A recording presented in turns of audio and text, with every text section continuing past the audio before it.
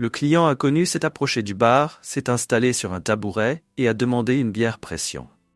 L'après-midi était calme, offrant au barman un peu de répit par rapport à l'agitation habituelle. Après avoir essuyé le bar, l'étranger rompit le silence. « Eh, vous avez déjà vu ce type ?»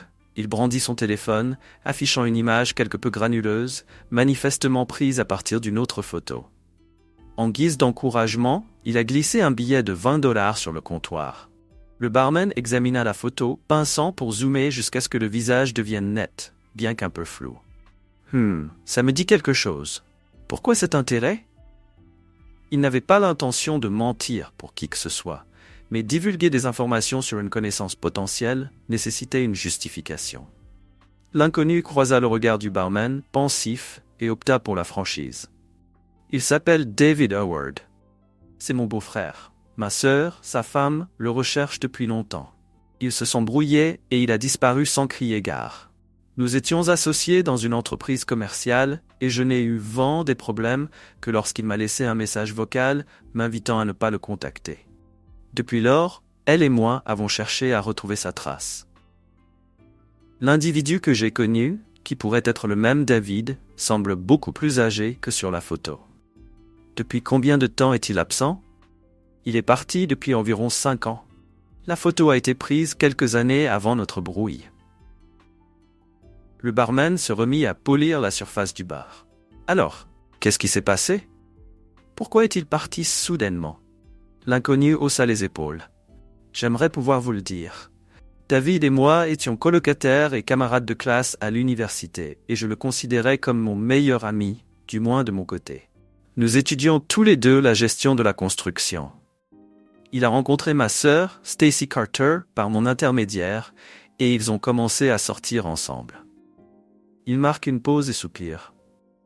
Je l'ai averti de ne pas traiter ma sœur avec désinvolture, et à mon grand soulagement, il ne l'a pas fait. En fait, elle a dû me demander de prendre du recul lorsque les choses ont évolué vers un niveau physique. Il a terminé sa bière et a fait signe d'en prendre une autre. Le barman s'exécuta et l'inconnu poursuivit. Au fait, je m'appelle Henry Carter. David et moi avons obtenu notre diplôme, travaillé dans différents secteurs de la construction pendant quelques années, puis nous avons uni nos forces pour construire des maisons. Je dirigeais les équipes de charpente, tandis que David s'occupait des finitions. Dès le départ, le succès était au rendez-vous. Nous étions tous les deux un peu obsédés par la construction. Je m'assurais que le béton était bien durci et que la structure était solide, tandis que David s'occupait méticuleusement de chaque détail. Il tenait à ce que les coutures soient impeccables et les boiseries invisibles. Son travail était impeccable. Des rampes d'escalier au plan de travail. Nous n'avons jamais reçu de plainte concernant notre travail. Les portes se fermaient bien, les sols étaient parfaitement plans, qu'il s'agisse d'un modeste cottage ou d'une luxueuse demeure. Notre réputation s'est développée et nous avons eu des commandes pour la décennie suivante. Les clients étaient prêts à attendre que nous donnions vie aux maisons de leurs rêves. Il marque une pause et boit une nouvelle gorgée de sa bière. David et Stacy se sont mariés avant que nous ne nous lancions ensemble dans les affaires. Ils semblaient être l'exemple même du couple heureux. Nicole et moi aspirons à ce niveau de bonheur. Mais David a brusquement changé. Alors que son travail restait de premier ordre, il s'est retiré de la camaraderie de l'équipe. Plus de bière après le travail, plus de sorties au bowling. Stacy insiste sur le fait qu'elle n'a aucune idée de ce qui le préoccupe. Il a même commencé à s'éloigner d'elle. Puis, sorti de nulle part, il a disparu. Stacy avait l'intention de lui annoncer sa grossesse, mais elle n'en a jamais eu l'occasion. Aujourd'hui, elle est la mère célibataire d'une petite fille de presque 5 ans. L'enfant n'a jamais rencontré son père, mais je crois que David est au courant de son existence. Il fait appel à un avocat qui lui envoie de l'argent chaque mois par l'intermédiaire d'un service en ligne intraçable. Stacy doit fournir les justificatifs de ses dépenses avant que l'avocat ne débloque des fonds. Le barman acquiesce, tandis qu'Henry commande une autre bière qui arrive rapidement devant lui. « Au fait, quel est votre nom ? Je préfère ne pas discuter d'affaires personnelles sans savoir à qui je m'adresse. » Le barman s'esclaffe. « Je m'appelle Samuel, mais la plupart des gens ici m'appellent Samy. Eh bien, Samy, ravi de faire votre connaissance. Reconnaissez-vous cet homme? Monsieur Carter, il y a une ressemblance, mais le David que j'ai connu, juste David, pas de nom de famille, semblait nettement plus âgé que le type sur la photo. Ses cheveux grisonnaient et il portait une moustache. Lorsqu'il est arrivé en ville, nous nous remettions d'une violente tempête de grêle et il faisait partie d'une équipe chargée de remplacer les toits, les fenêtres et les revêtements. À un moment donné, il est tombé sur des chaises mises au rebut qu'il a non seulement réparées, mais aussi restaurées pour leur redonner leur splendeur d'antan. Par la suite, les habitants ont commencé à lui apporter des antiquités endommagées à restaurer.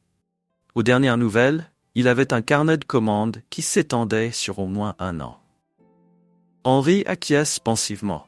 Il commençait à montrer ce côté-là chez lui aussi. Je me souviens que lorsque quelqu'un a parlé de jeter des chaises du milieu du 19e siècle, David a failli perdre la tête.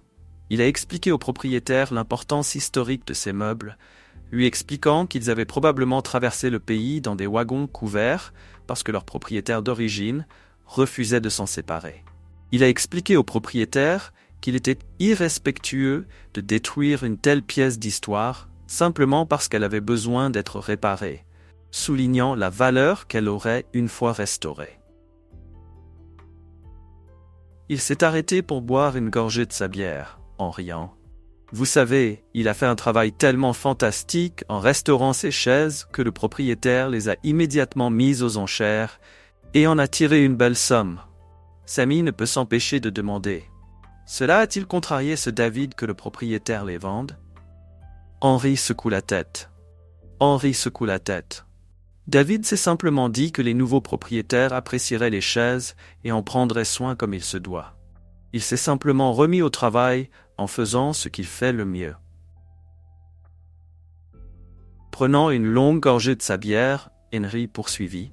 « Maintenant, dis-moi, Samy, est-ce que David s'est confié à toi ou à quelqu'un d'autre ici en ville sur les raisons de sa fuite? Je n'arrive pas à comprendre. Je me suis creusé la tête pour comprendre ce qui s'est passé. Ai-je fait quelque chose de mal? Stacy a vécu la même chose.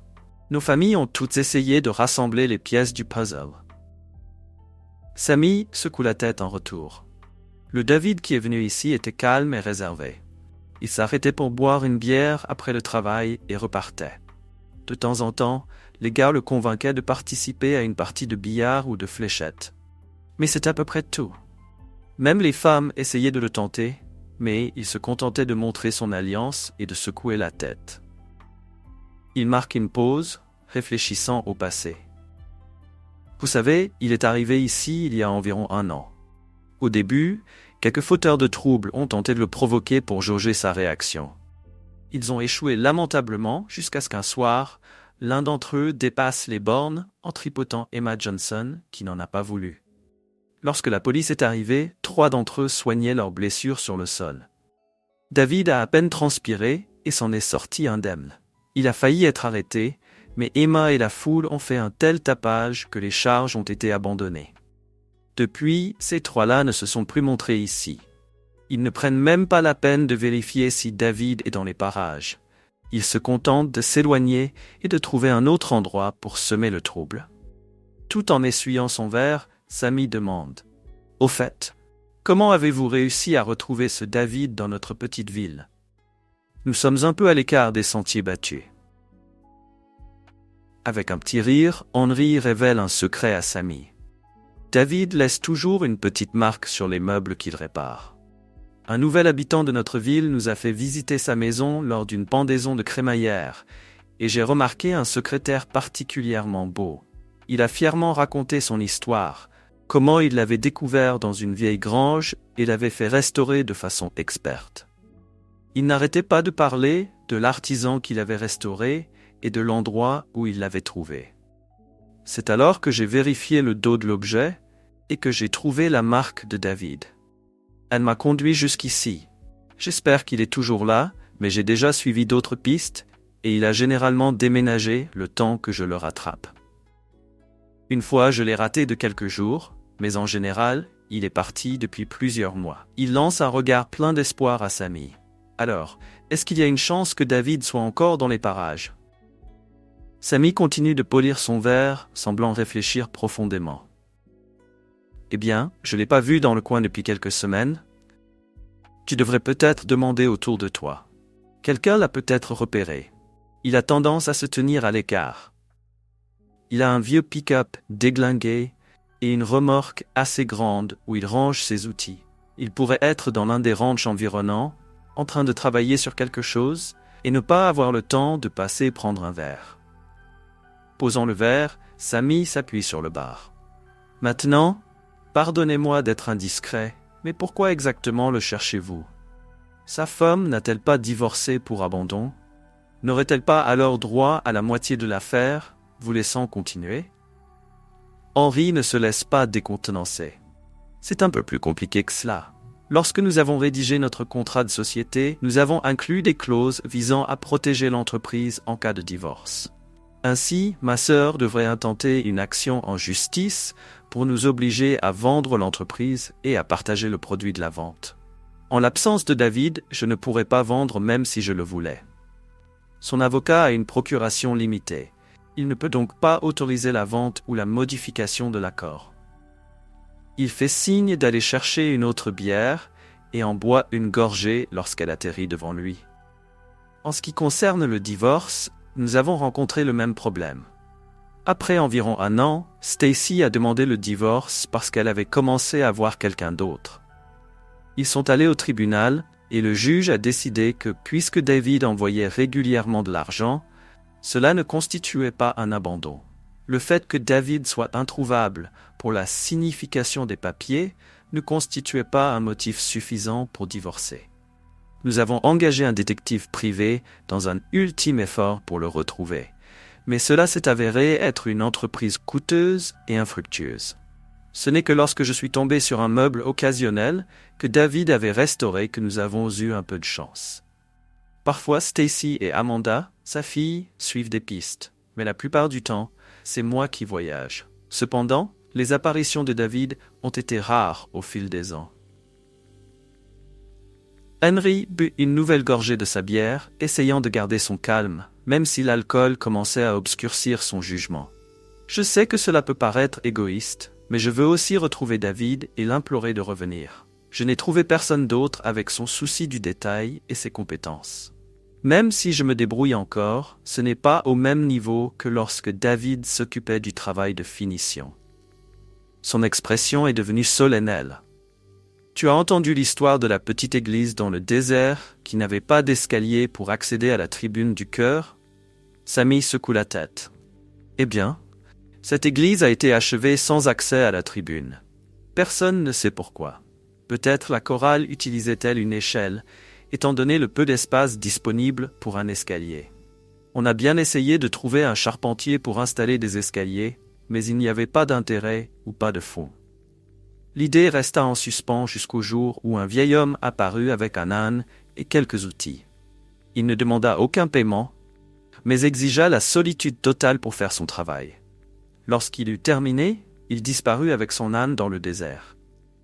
L'escalier qu'il a créé est une merveille d'artisanat et d'ingénierie, entièrement en bois, sans aucun support visible. Chaque marche s'enroule élégamment et chaque limon est sculpté dans une seule pièce de bois. Personne ne sait d'où vient le bois. Henry se penche en arrière. C'est le genre d'artisan qu'est David. Et je veux qu'il revienne. Le dialogue se poursuit et Henry interroge d'autres clients sur David.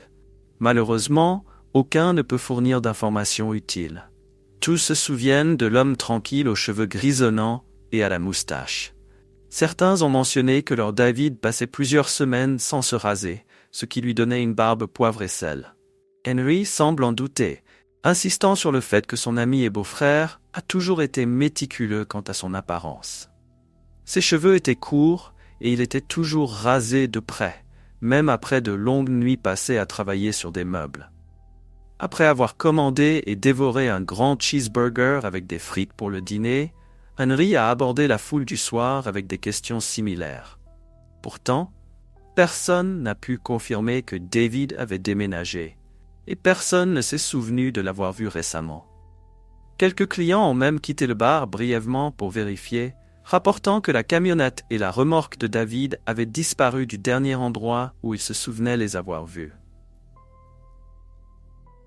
Henry est resté jusqu'au dernier appel avant d'être aidé à se rendre au motel le plus proche pour un sommeil bien mérité. Il avait consommé une quantité considérable de bière tout au long de l'après-midi et de la soirée, s'attendant à un mal de tête important au matin. Sammy ne pouvait se défaire du sentiment qu'Henry ne resterait pas longtemps dans les parages, surtout après avoir avoué qu'il avait besoin de rentrer chez lui et d'achever quelques projets immobiliers. Le marché de l'immobilier commençant à décliner, il ne pouvait pas se permettre d'avoir un capital immobilisé dans des maisons invendues, en particulier celles qui ne bénéficiaient pas des fameuses finitions de David. Après avoir fermé à clé, Samuel se sert quelques bières et les pose sur le bar. Un homme mince et âgé sort de la cuisine et s'installe devant l'une des bières. Samuel engage la conversation à voix basse. « Vous avez vu tout ça ?» L'homme âgé, à la posture voûtée et à l'air las, acquiesce. Soudain, il se redresse, perdant des années sous les yeux de Samuel. C'était comme s'il se débarrassait d'un lourd fardeau. Je ne comprends pas pourquoi il continue à chercher. Bien sûr, le contrat de partenariat pose problème, mais ce n'est pas comme s'il envoyait de l'argent à un étranger. Il s'agit de sa sœur, pour l'amour du ciel, pas de la mienne. Elle a droit à sa part des bénéfices qui m'appartiendraient de droit, que je sois impliqué ou non. Tu sais, David, tu n'as jamais révélé toute l'histoire à moi ni à personne d'autre dans notre petite ville. Pourquoi ne pas vous décharger pour une fois ? La confidentialité barman-client sera respectée. Personne n'entendra un mot de ce que tu me confies. David haussa les épaules. Vous avez peut-être raison. J'ai gardé le silence pendant plus de 5 ans. Je suppose qu'il est temps de partager avec quelqu'un. Il laisse échapper un lourd soupir et boit une gorgée de sa bière. Eh bien, pour commencer, j'ai toujours eu une passion pour le travail du bois. Mon grand-père m'a offert un couteau à découper quand j'étais enfant et m'a appris à sculpter. Chaque fois que je restais avec lui, nous nous asseyions ensemble et découvrions les merveilles cachées dans un bloc de bois. Sammy hausse un sourcil. Qu'est-ce que tu veux dire par ce qui était caché dedans ? David s'esclaffe. Chaque morceau de bois a son propre caractère. Tu peux commencer avec une idée précise en tête, mais parfois le grain ne coopère pas. Vous êtes alors confronté à un choix. Soit vous jetez la pièce, soit vous travaillez avec le bois pour découvrir son véritable potentiel. Il m'est arrivé de vouloir sculpter un oiseau et d'aboutir à quelque chose de totalement différent, comme une voiture ou un serpent. Il m'est même arrivé de vouloir sculpter un simple pingouin et de me retrouver avec un aigle aux ailes majestueusement déployées. Grand-père critiquait chaque pièce. Certaines finissaient dans la cheminée, mais la plupart étaient huilées et exposées sur l'étagère. Je visite cette vieille cabane tous les ans ou presque, dans l'espoir de retrouver un peu de sa paix en moi. David prend une autre gorgée. Chaque année, nous fabriquions des voitures, des camions et des trains en bois pour ceux qui en avaient besoin. Les poupées en bois ne semblaient pas apporter beaucoup de joie aux petites filles, alors j'ai commencé à fabriquer des meubles de maison de poupées, parfois pour des poupées de mode de 12 pouces. Je le fais encore à Noël. Samuel acquiesce et se souvient des cadeaux qui se trouvaient dans la boîte de la communauté à Noël dernier. Personne ne savait avec certitude d'où ils venaient, mais lui et quelques autres avaient des soupçons. J'étais convaincu que vous étiez à l'origine de ces jouets. Nous n'avions rien vu de tel depuis des années, et encore, ils n'étaient pas aussi méticuleusement fabriqués que les vôtres. David haussa les épaules avec nonchalance. C'est juste quelque chose que j'aime. Je passe mes soirées dans la caravane à sculpter. Le bois me guide en quelque sorte, et j'ébrèche jusqu'à ce que quelque chose émerge. Samuel ne peut s'empêcher de secouer la tête. Il était difficile d'imaginer que les sculptures complexes n'étaient que le résultat de l'élimination des parties inutiles. Oh, et à propos de l'histoire de l'escalier dont Henry a parlé, c'est vrai, mais je suis loin d'être aussi doué qu'il l'a dit. C'était un coup de chance, vraiment. Il n'arrive toujours pas à savoir quel bois a été utilisé et encore moins comment il a été fabriqué. Ajoute David, en prenant une autre gorgée, avant de poursuivre. Je crois qu'au fond de moi, j'ai toujours su que je finirais dans la construction. Il n'y a plus beaucoup de demandes pour un sculpteur sur bois de nos jours, avec toutes les machines et la technologie CNC.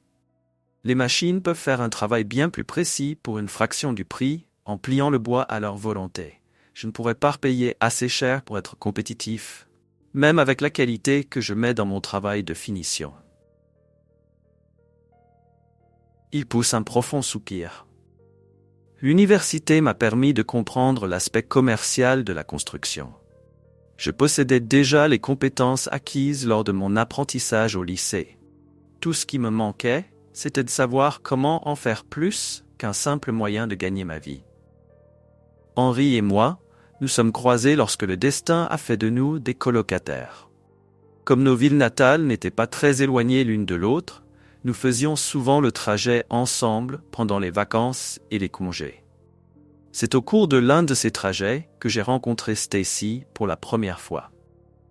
À l'époque, elle était lycéenne, le genre classique de pom-pom girl, vous savez.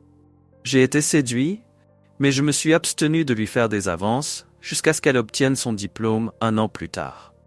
Lorsqu'elle a décidé de s'inscrire dans la même université que nous nous sommes assurés de la présenter sur le campus en veillant à ce qu'elle soit bien traitée par tout le monde, en particulier par les garçons de la fraternité.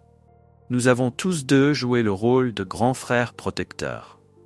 Malgré mon désir de sortir avec elle, je me suis forcé à attendre qu'elle ait la chance d'explorer un peu plus la vie. Après une brève pause, il poursuit son récit.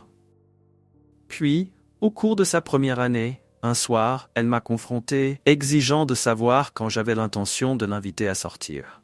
Elle en avait assez d'attendre. C'est à ce moment-là que nous sommes devenus officiellement un couple, et nous sommes restés inséparables depuis.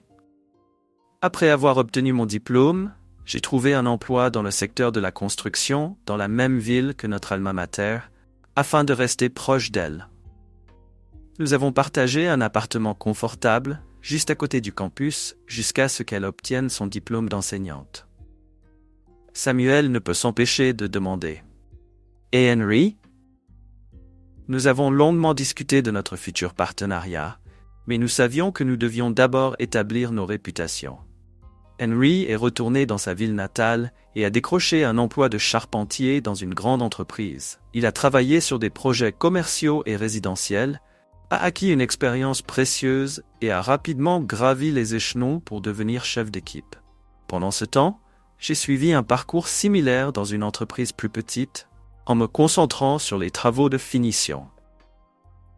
Dans le domaine commercial, mon patron n'était pas très enthousiaste au départ, car il pensait que mon souci du détail ralentissait les choses.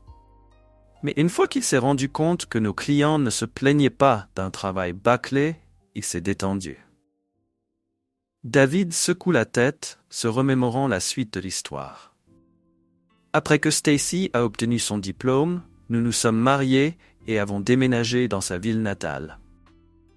Comme il n'y avait qu'1 heure de route entre cette ville et la mienne, mes parents n'ont pas été trop contrariés par le fait que je ne rentre pas immédiatement chez moi. Mon grand-père était toujours en vie et sa petite cabane n'était qu'à quelques heures de route. Stacy adorait s'y rendre, s'immergeant dans la nature, tandis que grand-père et moi passions du temps à sculpter. J'étais vraiment satisfait. Notre vie de couple était épanouissante à tous points de vue. Nous étions aventureux, explorant différents aspects de l'intimité pour découvrir ce que nous aimions. Et il n'y avait pas grand-chose que nous n'aimions pas. Mais les choses ont commencé à se gâter lorsque j'ai eu envie de me lancer dans la restauration de meubles. Le haussement de sourcils de Samuel a suscité une autre question. Alors, que s'est-il passé avec Henry et l'entreprise ? Henry et moi avons franchi le pas et créé notre propre entreprise, comme nous l'avions prévu, a commencé David. Les choses ont commencé lentement, car nous avons construit quelques maisons spéculatives, mais les nouveaux propriétaires ont été ravis de notre travail. Le bouche à oreille s'est répandu et, en peu de temps, nous avons eu un flux régulier de travail pendant des années. Puis, il y a eu ce type qui a essayé de se débarrasser de chaises de salle à manger antiques. Vous savez quel est le maillon faible d'une salle à manger? En secouant la tête, Samuel répond: les chaises. Les tables supportent mieux les chocs que les chaises. Au fur et à mesure que les chaises se détériorent, il devient de plus en plus difficile de les remplacer. Trop de gens ne se rendent pas compte de la valeur des chaises restantes et les jettent au lieu de les réparer ou de les restaurer. Il suffit parfois d'un simple barreau ou d'un pied pour que la chaise devienne inutilisable et finisse à la poubelle. Ce type, qui venait d'acheter l'une de nos maisons et ne tarissait pas d'éloges sur notre savoir-faire, traînait les chaises jusqu'au trottoir pendant que nous parlions. Je l'ai supplié de me laisser les réparer et, après quelques efforts de persuasion, il a accepté. Une fois que je les ai restaurés, il a vendu l'ensemble à prix d'or. Cela ne m'a pas dérangé outre mesure, car quelqu'un d'autre allait chérir et utiliser cet ensemble pendant de nombreuses années. Soudain, je me suis retrouvé dans une nouvelle carrière qui a décollé. Je travaillais tous les soirs et la plupart des week-ends pour tenir le coup. Stacy m'a soutenu au début, mais elle a commencé à se plaindre du manque de temps pour nous, même si tous les clients louaient mon travail de restauration. Samuel verse une autre bière à David, qui le remercie d'un signe de tête avant de poursuivre. Nous avions envisagé d'avoir des enfants, mais au fur et à mesure que notre vie personnelle se détériorait, c'est devenu moins prioritaire. Je passais de plus en plus de temps à l'atelier pour éviter les disputes. Avec le recul, je me rends compte que j'avais tort. Je pensais que j'aidais les gens et que j'étais toujours le partenaire dont Henry avait besoin. Je ne comprenais pas pourquoi Stacy n'était pas dans mon camp. Elle a commencé à sortir le soir. La première fois que je l'ai confrontée à ce sujet, elle m'a répondu qu'elle n'allait pas rester seule à la maison tous les soirs, se demandant si j'allais m'arrêter un jour. Après le décès de mon grand-père, je n'ai même plus pris mes week-ends. Nous nous disputions tout le temps. Même une visite à l'épicerie se transformait en champ de bataille. Car nous refusions tout compromis, pas même la marque de lait. Sammy se sent obligé de poser la question brûlante. Qu'est-ce qui t'a poussé à partir si brusquement? David but une nouvelle gorgée avant de répondre. Ce n'était pas du tout soudain. Le moment où j'ai su que c'était fini, c'est quand il y a eu une panne d'électricité alors que je terminais les travaux d'une maison. Nous n'avions pas de générateur de secours. J'avais envoyé le reste de l'équipe sur un autre chantier pour faire du ponçage et de la peinture, pendant que je travaillais sur les boiseries. J'ai besoin de beaucoup de lumière pour réaliser des coupes précises et les assembler parfaitement. Alors j'ai décidé de terminer la journée plus tôt et de donner un peu d'attention à ma femme. Pour une fois. C'était l'été et elle n'enseignait pas. Elle aurait donc dû être à la maison. Et elle l'était, mais pas seule. Je l'ai trouvée au lit avec l'entraîneur de football du lycée. Il était encore en pleine forme du temps où il jouait en NFL, mais je l'ai battu avant de le jeter hors de chez moi. Il marque une pause, prend une grande inspiration et poursuit. Stacy m'a supplié de lui pardonner. Elle a fulminé contre le fait que je l'avais négligée sur le plan émotionnel. Alors, elle a cherché de la compagnie, ce qui a dégénéré en une véritable liaison. Elle prétendait qu'elle ne l'aimait pas, mais ce n'était que des excuses.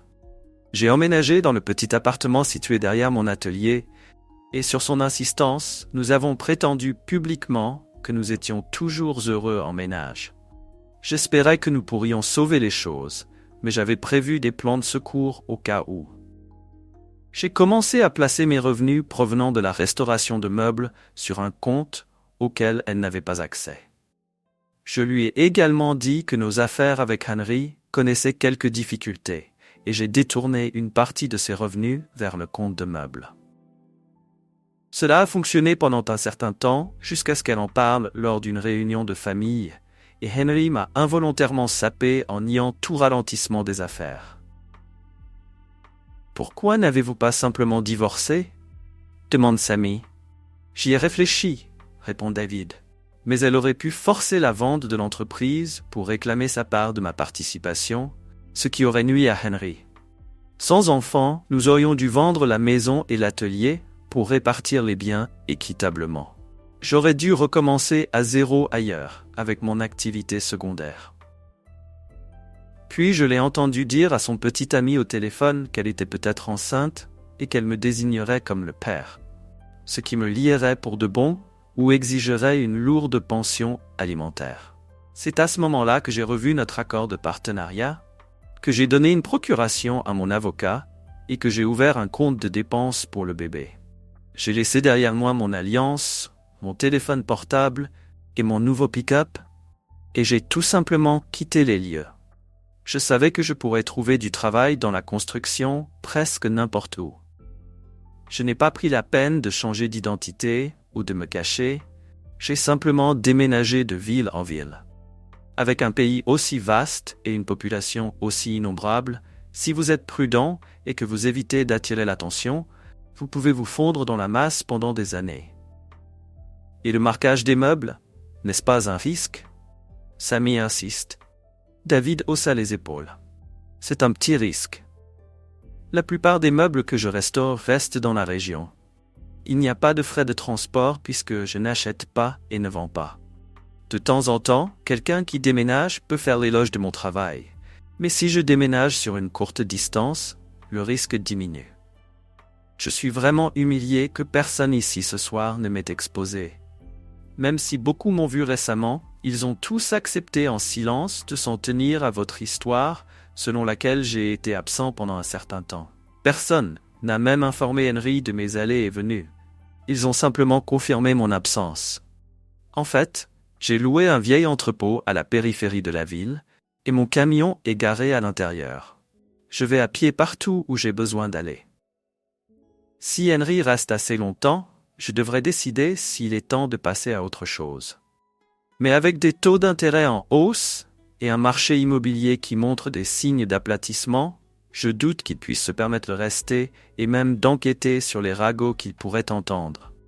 À moins qu'il n'ait diversifié ses investissements au-delà de l'immobilier, il doit terminer et vendre des maisons le plus rapidement possible. J'espère qu'il pourra surmonter cette période d'inflation et que les taux d'intérêt baisseront bientôt. Je ne lui en veux pas, mais même si j'étais là, cela ne changerait pas grand-chose. « Qu'en est-il de votre femme et de votre enfant ?» demande Samy. En ce qui concerne l'enfant, elle n'est pas de moi, malgré ce que dit l'acte de naissance. Stacy et moi n'avions plus de relation intime depuis un certain temps, avant que je ne la surprenne au lit avec son petit ami. Elle le sait, mais elle a gardé le secret parce que ses parents sont des chrétiens conservateurs et fondamentalistes qui préfèrent l'Ancien Testament au Nouveau. C'est pourquoi elle n'a pas révélé publiquement la raison de mon départ. Mon avocat me tient au courant. Stacy a peur de sortir avec des amis pour ne pas décevoir ses parents. Son petit ami a d'ailleurs quitté la ville il y a quelques années pour poursuivre d'autres intérêts. Mon influence a peut-être joué un rôle dans sa décision. Mon avocat m'assure que tant que je continuerai à verser une pension alimentaire raisonnable, le juge n'accédera pas à sa demande de divorce. Étant donné que le juge partage les mêmes convictions, qu'il est lié à l'église de ma belle famille et qu'il se trouve être l'oncle de mon avocat, je ne prévois pas de changement dans le statu quo avant un certain temps.